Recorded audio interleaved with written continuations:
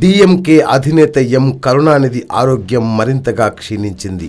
దీంతో ఆయన్ను చూసేందుకు వివిధ రాజకీయ పార్టీలకు చెందిన నేతలు చెన్నైలోని కావేరీ సూపర్ స్పెషాలిటీ ఆసుపత్రికి క్యూ కడుతున్నారు. కాంగ్రెస్ ఉపాధ్యక్షుడు రాహుల్ గాంధీ శనివారం చెన్నైకి వచ్చి కరుణానిధిని పరామర్శించి వెళ్లారు.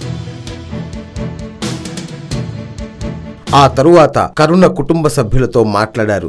రాహుల్ వెంట సీనియర్ నేత దిగ్విజయ్ సింగ్ కూడా ఉన్నారు. లోక్సభ ఉపసభాపతి తంబిదురై, తమిళనాడు మంత్రి జయకుమార్, అన్నాడీఎంకే నేతలు కూడా కరుణానిధిని పరామర్శించిన వారిలో ఉన్నారు.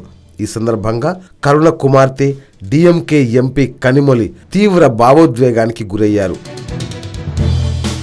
93 ఏళ్ల కరుణానిధి గొంతు, ఊపిరితిత్తుల ఇన్ఫెక్షన్తో బాధపడుతున్నారు. తాజాగా ఆయన ఆరోగ్యం మరింత క్షీణించింది. దీంతో ట్రక్యోస్టమీ అనే పరికరం సహాయంతో వైద్యులు ఆయనకి కృత్రిమ శ్వాసతో పాటు యాంటీబయాటిక్స్ అందిస్తున్నారు. కరుణానిధి ఆరోగ్య పరిస్థితులపై ఆయన అభిమానులు తీవ్ర ఆందోళనలో ఉన్నారు.